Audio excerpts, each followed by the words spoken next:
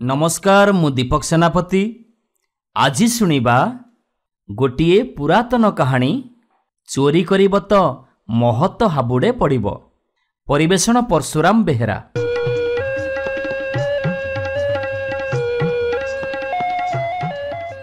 अति पुराणा कथा। या भितरे केते शह वर्ष बीतीगलानी। गोटे देशरे जणे राजा थिले। हाथी घोड़ा पलटन कौन देखिबो। छती चामर बाग बगीचा केते कौन।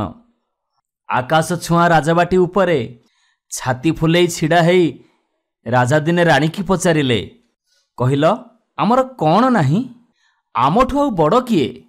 राणी कहिले, ए दुनिया रे केबे जणे सबु दिगरे बड़ हेई पारेनी। का देहरे बल बेसी तो किए बुद्धिरे सरस, किए देखिबाकू सुंदर आउ काहार हृदयटा बड़। काहार धन बेसी, काहार मान आउ काहार ज्ञान बेसी। खाइबा पिंधिबारे तमठारु ढेर बड़ लोक अछंती। भगवान काहारिकू सबु कथारे पूर्ण करि नाहंती। राजा पचारिले, अच्छा एते कथा कहूच, कहिल आमर कौन नाही। राणी कहिले, आमर एते ना डाक, अथच आमर गोटिए बोली भी सुना पलंक नाही। राजा सांगे सांगे सुना पलंग गढ़िबा पई बणिया को आज्ञा देले। गोटिए निबुज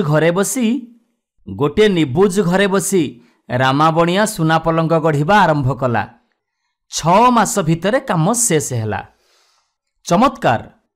राजा राणी को आनंदर सीमा नाही। बणिया को पचारिले, एबे तमे की पुरस्कार चाहुच माग। रामा बणिया राजांक आगरे हाथ जोड़ी कहिला, छामुंकर जहा इच्छा हबो। राजा आदेश देले, दूधबाटी गहिरर 60 माण जमी निष्कर भोग दखल कर। रामा राजांकर चरण धूली सांगरे पाट जोड़ बोझे खजा मिठेई धरी आसी घरे पहुंचिला। भारीजार पाद 5 हाथरे पड़िला। केते काल परे प्रभु गुहारी सुनिले, किंतु पुओ सीए कहीं एडे मुह करी बसी। बणिया पचारिला, कि रे दामा, 3 बाटी जमी मिलिला, पाचिला आंब, मु अब केते दिन बंचीबी। ये सबु तो तू भोग दखल करिबू, पुणी तोर मुह कहीं सुखिची। दामा कहिला, केते कौन आनिच सत, हेले मो मन बुझिलानी, आउरी टिके कें रहीगला। बणिया पुओ, एते बड़ पलंक गढ़ाला, रतिए मसाए सुना तो आनी पारलनी, जमीरु कौन मिलिबो। तमे जेते बेले खट खुरा खुंदुथिल सेते बेले मु बसी नथिली। मु भी 4टा खट खुरा खुंदीची। सते गुण सुंदर देखिबो। घर को जाई दामा 4टा खट खुरा नहीं आसिला। छणा पितल रे तियारी, सुना ठारू बेसी चिकचिक दिसुची। कहिला, बापा मु ये 4टा को लगेई सुना खुरा सबु घर को नहीं आसतांती, केही भी जानी पार नथांते। रामा कहिला, बाइया हेलु कि रे पुओ, ये अधर्म बाटू कहीं मन बड़ौचु। आमर तो चुली चाला नथिला, एबे जेतिकी हेलानी सेतिकी बहुत।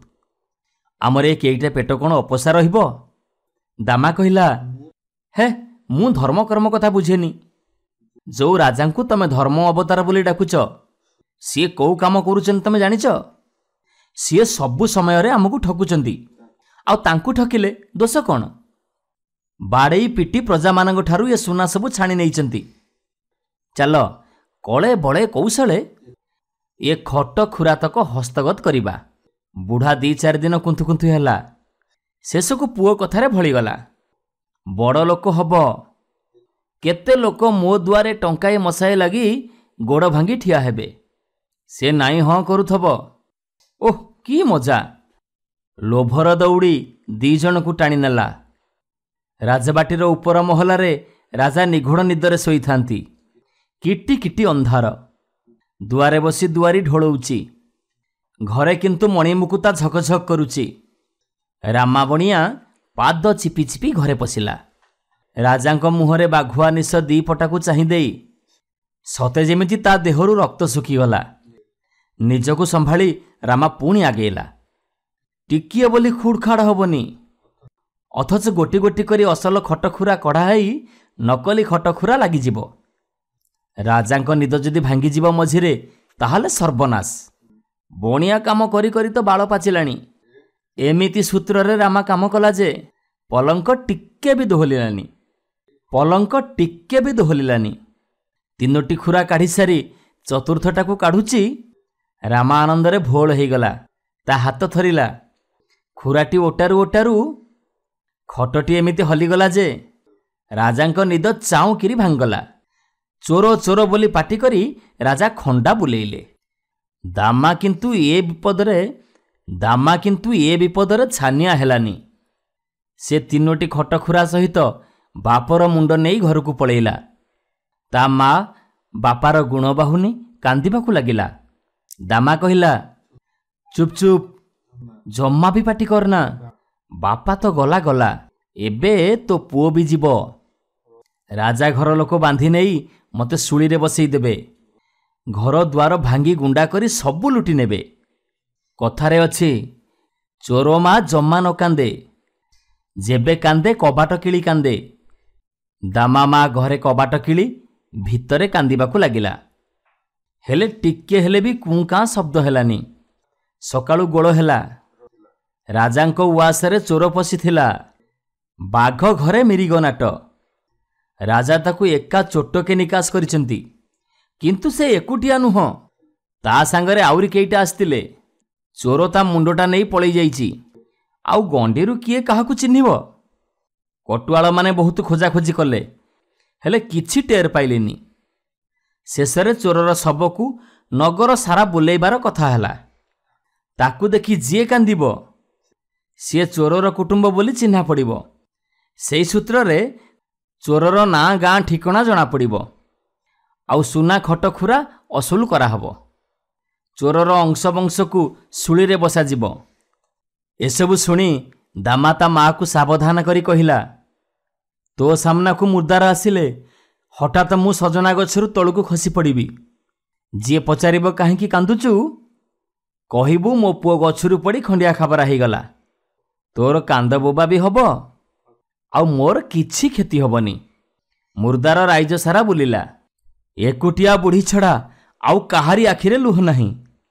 ସିଏ ତା ପୁଅ ପାଇଁ କାନ୍ଦୁଥିଲା। ରାଜା ଏକଥା ବୁଝିପାରିଲେ। ଆଉ କାହାର ତ ସନ୍ଦେହ ନାହିଁ। ଏମିତି ଚୋର ଖସିଗଲା।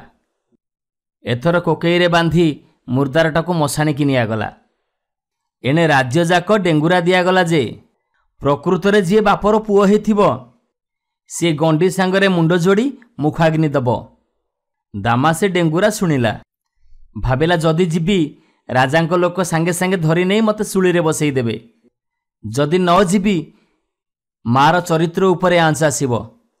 ରାତି ଅଧ। ଜଗୁଆଳିମାନେ ଅସ୍ତ୍ରଶସ୍ତ୍ର ଧରି ପ୍ରହରା ଦଉଥାନ୍ତି। ଚୋର ମଶାଣିକୁ ଆସିଲେ ତାକୁ ଧରିବେ। ଝୁପୁଝୁପୁ ବର୍ଷା ହେଉଛି। ଅନ୍ଧାରରେ ମୁହଁକୁ ମୁହଁ ଦିଶୁନି। ମଝିରେ ମଝିରେ ପେଚା ରାବୁଛି। ଦିଟା ବିଲୁଆ କାମୁଡ଼ା କାମୁଡ଼ି ହେଉଛନ୍ତି। ହଠାତ୍ ଗଛପତ୍ର ଦୋହଲିଗଲା।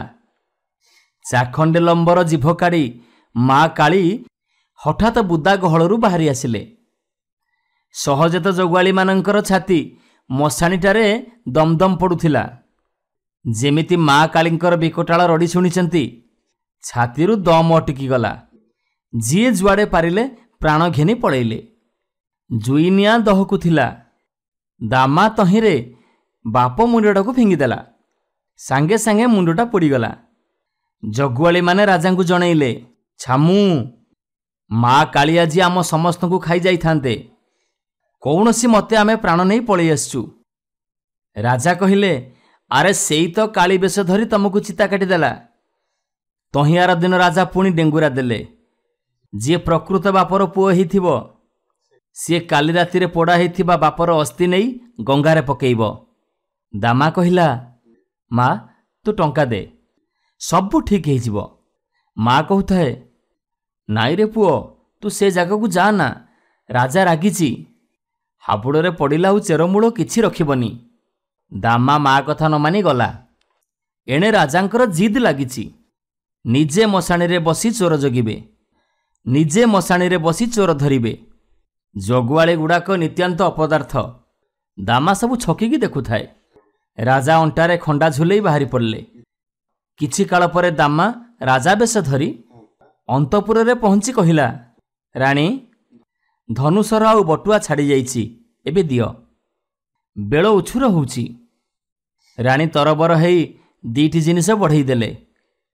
ତାପରେ ବଣିଆ ରାଣୀ ବେଶ ଧରି ମଶାଣିକୁ ଯାଇ ରାଜାଙ୍କୁ କହିଲା, ହଇ ହେ, ତମେ ଏସବୁ ଜିନିଷ ଛାଡ଼ି ଆସିଥିଲ। ଏକୁଟିଆ ଅଛ ବୋଲି ମୁଁ ନିଜେ ତମ ପାଖକୁ ନେଇ ଆସିଛି।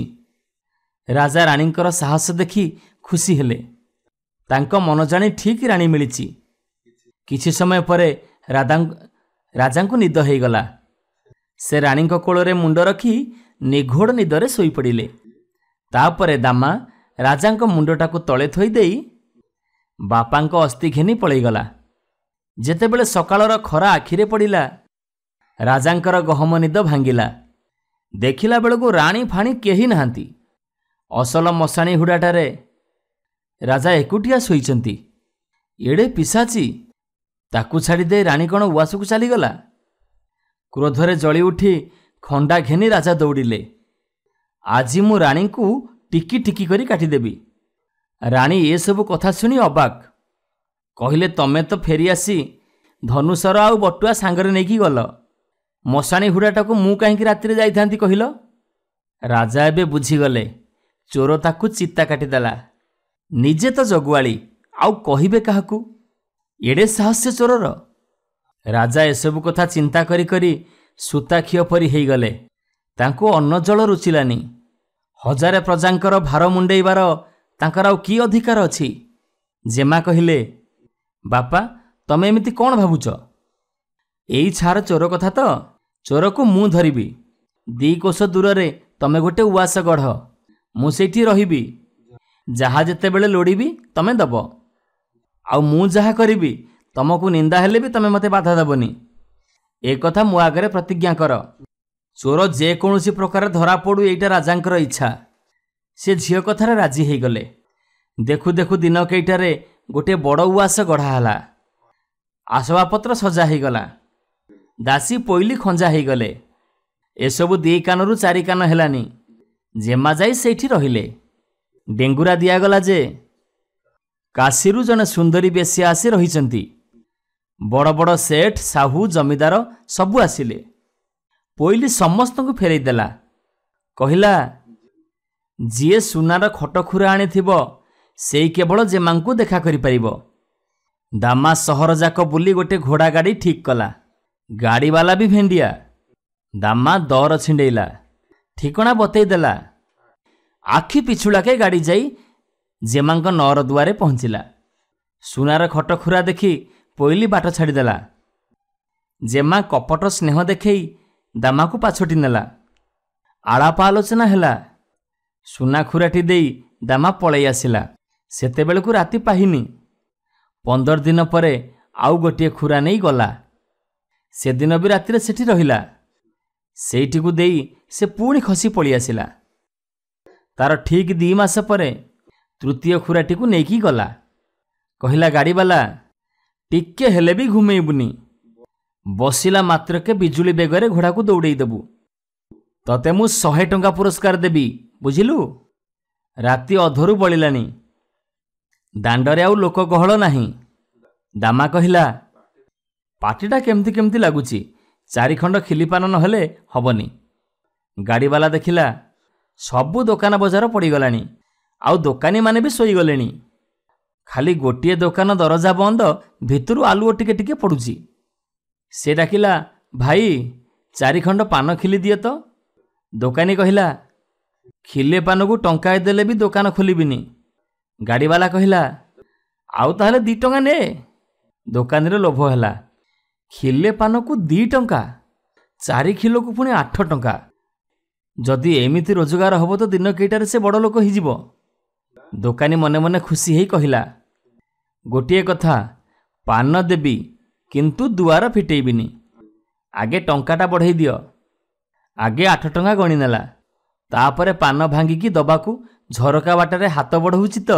ଦାମା କ'ଣ କଲା ନା, ଖଣ୍ଡାରେ ହାତ ଯୋଡ଼ିକ କାଟି ନେଇ ଗାଡ଼ିବାଲାକୁ କହିଲା, ଚଲା ଶୀଘ୍ର। ଗାଡ଼ିବାଲା ସାଙ୍ଗେ ସାଙ୍ଗେ ଘୋଡ଼ା ଦୌଡ଼େଇ ଦେଲା। ଜେମାଙ୍କ ସ୍ନେହ ଆଜି ସବୁଦିନଠାରୁ ବଳିଛି। କେତେ ଗେହ୍ଲେଇ ତୁନେଇ ହେଉଛନ୍ତି, କେତେ ଅଭିମାନ କରୁଛନ୍ତି। କଥା କଥାକେ ଲୁହ ବହି ପଡ଼ୁଛି। କୁଆଁ ତାରା ଉଠିଲାଣି। ଦାମା ସୁଯୋଗ ଖୋଜୁଛି ପଳେଇ ଯିବ। ଜେମା ସମୟ ଟାଳୁଛନ୍ତି। ସକାଳ ହଉ, ଚୋରକୁ ଧରିବା ସହଜ ହବ। ଏଇନେ ଗଣ୍ଡଗୋଳ କଲେ ସେ ତ ଖସିକି ପଳେଇବ। ତରିକି ଯାଇ ଆଉ ଆସିବନି। ଦାମା ଦେଖିଲା ଜେମାଙ୍କ କବଳରୁ ଖସିବା କାଠିକର ପାଠ। ସେ ଜେମାଙ୍କ ପାଖକୁ ଲାଗିକି ବସିଲା। ଖୁବ୍ ଆଳାପ ଜମେଇଲା।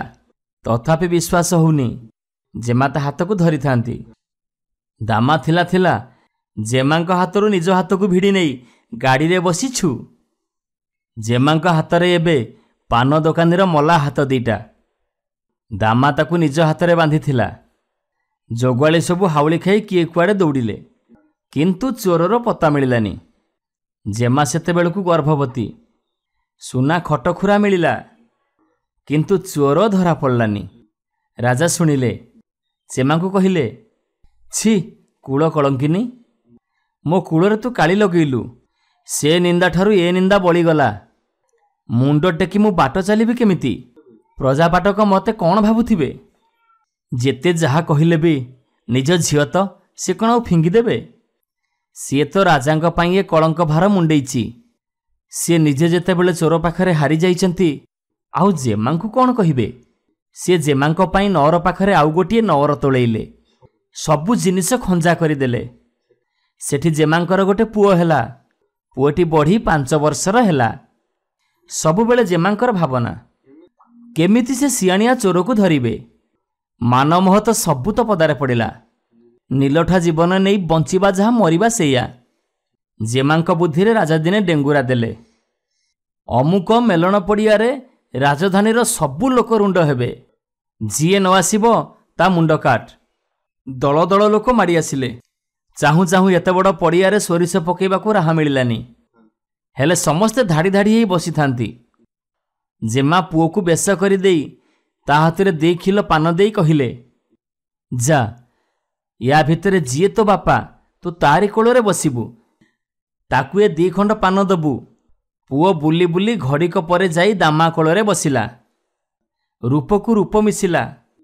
ବାପ ପୁଅ ଏକାସରି। ଜେମାଙ୍କ ଆଖିରୁ ଲୁହ ବହିଗଲା। ରାଜା ଚୋରକୁ ହାତକଡ଼ା ପକେଇ ନେଇଗଲେ।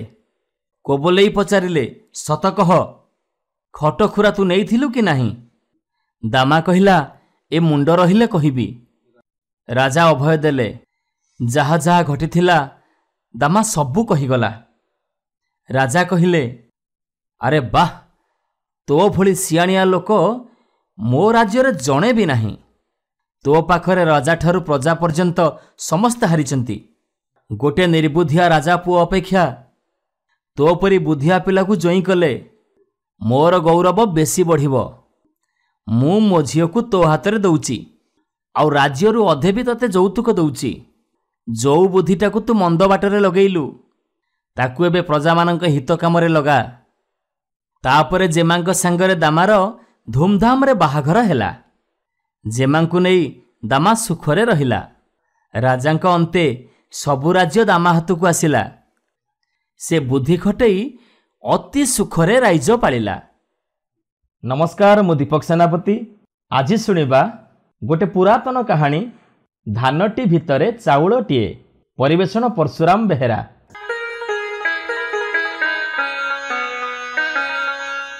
ରାଇଜଟିଏ ଥାଏ। ସେ ରାଇଜରେ ରଜା ପୁଅ ଆଉ ମନ୍ତ୍ରୀ ପୁଅ, ଏ 2 ଜଣ ଯାକ ସଙ୍ଗାତ ହେଲେ। ସେମାନେ ସବୁବେଳେ ସାଥୀ ହେଇ ବୁଲନ୍ତି। ଦଣ୍ଡକ ପାଇଁ ସୁଦ୍ଧା କେହି କାହାକୁ ଛାଡ଼ନ୍ତିନି। 2 ସଙ୍ଗାତ ଏକାଠି ଖାଆନ୍ତି, ଏକାଠି ଶୁଅନ୍ତି, ଗୋଟିଏ ଜାଗାରେ ବସନ୍ତି। 2 ସଙ୍ଗାତ ଯାକ ବଡ଼ ହେଲେ, ତେବେ ସୁଦ୍ଧା କେହି କାହାକୁ ଛାଡ଼ନ୍ତି ନାହିଁ। ଇଏ ତାକୁ ଦଣ୍ଡେ ନ ଦେଖିଲେ ପାଣି ପିଏନି, ଆଉ ସିଏ ଆକୁ ଘଡ଼ିଏ କରଛଡ଼ା କଲେ ତା ତଣ୍ଟିରେ ଛେପ ଢୋକି ହୁଏନି। ରାଜା ପୁଅ ଏଣିକି ବଡ଼ ହେଲା। ଦରବାର କରିବ, ମାମଲତ ବୁଝିବ, ପାରିଧି କରିବ। ଇଏ କଥା ସବୁ କୁଆଡ଼େ ଗାଧେଇ ଗଲା।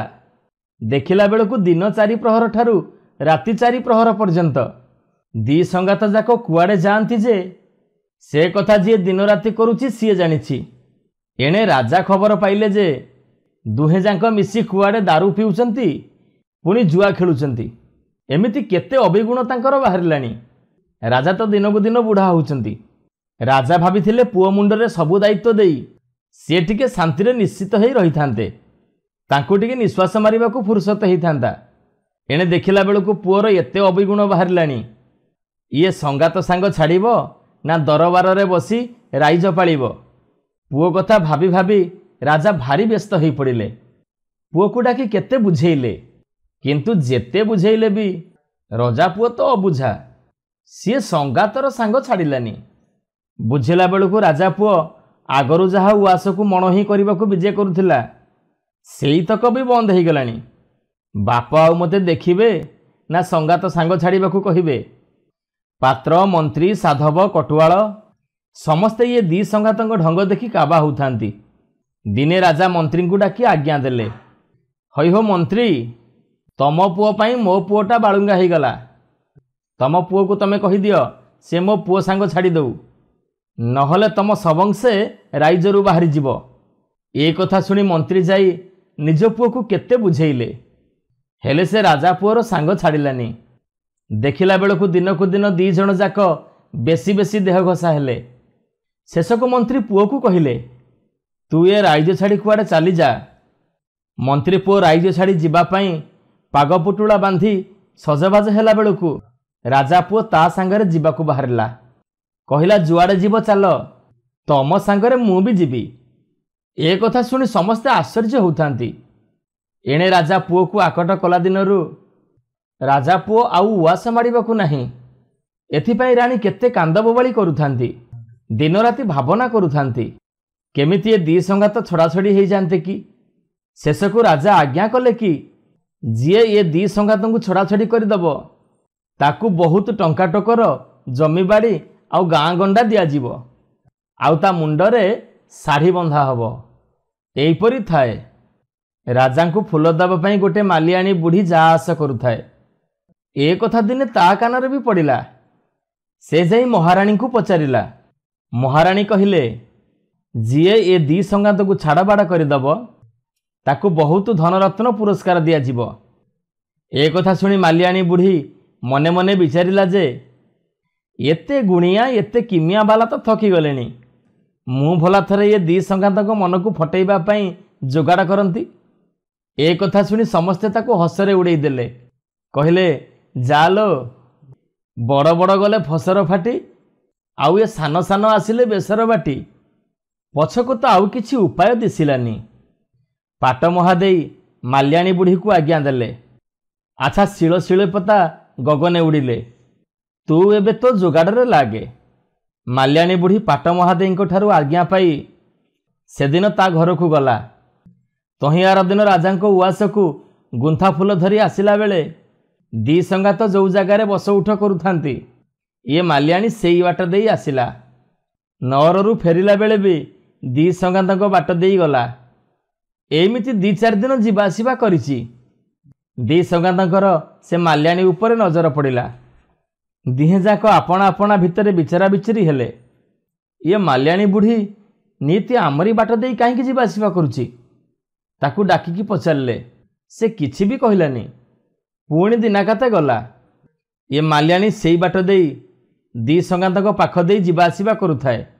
दिने सेई बाटे जाउछि, देखिला जे मंत्री पुओ तारी आड़ू को अनेइछि। जेमिति देखिला मंत्री पुओ ता आड़ को चाहिछि, सेमिति माल्याणी बुढ़ी मंत्री पुओ को हाथ ठारी डाकिला। मंत्री पुओ राजा पुओ को कहिला, संगात माल्याणी को तो जेते पचारिले से पाटी फिटेइलानी। आजी कौन से मते डाकुची, किए जाने आजी बोधे से ता मन कथा खोली कहिबो। राजा पुओ कहिला, आच्छा संगात तमे बे ता पाखकू जाई सुनी आस। देख तुमको मोराण माल्याणी बुढ़ी जहा कहिबो तमे मो पाखरे किछि भी लुचेइबनी। एहा सुनी मंत्री पुओ उठीगला संगात पाखरू माल्याणी बुढ़ी पाखकू। माल्याणी बुढ़ी खंडे दूर रे छिड़ा ही थाए। मंत्री पुओ जेमती ता पाखरे पहुंचिला, माल्याणी बुढ़ी टिके आढ़ुआल को डाकी नबा खेणी मंत्री पुओ कहिला, हइलो एमिति की कथा कहिबो बोली मते एठिके डाकी आनलु। माल्याणी कहिला, मुंड जदि रहिबो तुंड कथा कहिबो। मु बहुत खोजिलिनी, गोटिए कथार मरम मते मिलिबाकू नाही। ଭାବିଲି ଏ ଦି ସଙ୍ଗାତକୁ ବୋଧେ ଏ କଥା ପଚାରିଲେ ଏ କଥାର ମରମ ମିଳିବ। ମନ୍ତ୍ରୀ ପୁଅ ଏ କଥା ଶୁଣି ମାଲ୍ୟାଣୀକୁ କହିଲା, କିଛି ଡର ନାହିଁ, ତୁ ତ ମନ କଥା ଖୋଲି କହ। ଏହା ଶୁଣି ମାଲ୍ୟାଣୀ ପଚାରିଲା, ଧାନଟିଏ, ଧାନ ଭିତରେ କ'ଣଟିଏ? ମନ୍ତ୍ରୀ ପୁଅ ଏ କଥା ଶୁଣି ଆଉ ସମ୍ଭାଳି ପାରିଲାନି, ଠୋ ଠୋ ହେଇ ହସି ଉଠିଲା। କହିଲା, ଏଇ କଥାକୁ ନା ପେଲି ଦେଲି କଲିକତାକୁ। ଆରେ ଏ କଥା କିଏ ନ ଜାଣିଛି ଯେ ତୁ ମୋତେ ପଚାରୁଛୁ? ଧାନଟିଏ, ଧାନଟି ଭିତରେ ଚାଉଳଟିଏ। ମାଲ୍ୟାଣୀ ଏହା ଶୁଣି କହିଲା, ମୋ ଖୋଜିଲା କଥା ମୁଁ ପାଇଲି ଯେ, ଏବେ ତମେ ତମ ସାଙ୍ଗ ପାଖକୁ ଯାଅ। ହେଲେ ମୋ ରାଣ, ଏ କଥା ତମେ ସଙ୍ଗାତକୁ କହିବନିଟି? ମନ୍ତ୍ରୀ ପୁଅ ମାଲ୍ୟାଣୀ ବୁଢ଼ୀର ଏ କଥା ଶୁଣି ହସି ହସି ବେଦମ ହୋଇଯାଉଥାଏ। ଏ କଥାବାର୍ତ୍ତା ସରିଲାରୁ ମାଲ୍ୟାଣୀ ଉଆସ ଆଡ଼କୁ ଗଲା। ମନ୍ତ୍ରୀ ପୁଅ ସଙ୍ଗାତ ବସିବା ଥାନକୁ ଫେରି ଆସିଲା। ଏଣେ ରାଜା ପୁଅ ମନ୍ତ୍ରୀ ପୁଅର ଫେରିବା ବାଟକୁ ଏକା ଲୟରେ ଅନେଇଥାଏ। ମାଲ୍ୟାଣୀ କାହିଁକି ସଙ୍ଗାତକୁ କି ବିଶ୍ୱାସ କଥା କହିବ ବୋଲି ନିରୋଳା ଜାଗାକୁ ଡାକି ନେଲା? ମୋତେ ନ ଡାକି ସଙ୍ଗାତକୁ କାହିଁକି ଡାକିଲା? ସଙ୍ଗାତ ଆସିଲେ ମୋତେ ନିଶ୍ଚୟ ସବୁ କଥା କହିବ। ଏମିତି ରାଜା ପୁଅ ମନେ ମନେ ଭାବୁଛି। ଏହି ସମୟରେ ସଙ୍ଗାତ ଆସି ପହଞ୍ଚିଲା। ରାଜା ପୁଅ ତାକୁ ପଚାରିଲା, ସଙ୍ଗାତ, ସେ ମାଲ୍ୟାଣୀ ବୁଢ଼ୀ ତମକୁ କ'ଣ କହିଲା? ମନ୍ତ୍ରୀ ପୁଅ କହିଲା, ସଙ୍ଗାତ, ମୋତେ ମାଲ୍ୟାଣୀ ବୁଢ଼ୀ ରାଣ ପକେଇଛି। ସଙ୍ଗାତଙ୍କ ଆଗରେ ଏ କଥା ମୁଁ ଫିଟେଇବିନି। ହେଲେ କ'ଣ ହବ? ମୁଁ କ'ଣ ତମ ପାଖରେ କେଉଁ କଥା ଲୁଚେଇ ପାରିବି ଯେ ଏ କଥା ନ କହି ରହିପାରିବି? ଏ କଥା ଶୁଣି ରାଜା ପୁଅ ମାଲ୍ୟାଣୀର କଥା ଶୁଣିବା ପାଇଁ ଆହୁରି ଉଚ୍ଛନ୍ନ ହେଲା। ମନ୍ତ୍ରୀ ପୁଅ ମୁରୁକି ହସି କହିଲା, ସଙ୍ଗାତ, ନିଛୁଟାରେ ସେ ମାଲ୍ୟାଣୀ ବୁଢ଼ୀ ମୋତେ ଡାକି ନେଲା। ସେ ଯାହା କହିଲା କଥାଟା ପୁରା ଅପସନ୍ଦ। ସେ କଥାଟା ଶୁଣିଲେ ତମେ ନା ପସନ୍ଦରେ ମୋତେ ଉଡ଼େଇ ଦେବ। ଏ କଥା ଶୁଣିବା କ୍ଷଣି ରାଜା ପୁଅ ମନରେ ଆହୁରି ଚୋର ଛୁଇଁଲା। ସଙ୍ଗାତ ମାଲ୍ୟାଣୀ ସାଙ୍ଗରେ କ'ଣ ବିଶ୍ୱାସ କଥାବାର୍ତ୍ତା ହେଇ ମୋତେ ଭଣ୍ଡେଇବାକୁ ବସିଛି? ମନ୍ତ୍ରୀ ପୁଅ କହିଲା, ସଙ୍ଗାତ, କହିଲା ଲୋକକୁ ଲାଜ ନୁହଁ, ଶୁଣିବା ଲୋକକୁ ଲାଜ। ମାଲ୍ୟାଣୀ ମୋତେ ପଚାରିଲା ଯେ, ଧାନଟିଏ, ଧାନଟି ଭିତରେ କ'ଣ ଥାଏ? ମୁଁ କହିଲି ଯେ, ଧାନଟିଏ, ଧାନଟି ଭିତରେ ଚାଉଳଟିଏ। ରାଜା ପୁଅ ମନରେ ତ ଆଗରୁ ସଙ୍ଗାତ ଉପରେ ସନ୍ଦେହ ହେଇଥାଏ। ରଜା ପୁଅ ଭାବିଲା, ଏଇ ଛାର କଥାଟା ପାଇଁ ମାଲ୍ୟାଣୀ କ'ଣ ସଙ୍ଗାତକୁ ପାଖକୁ ଡାକୁଥିଲା?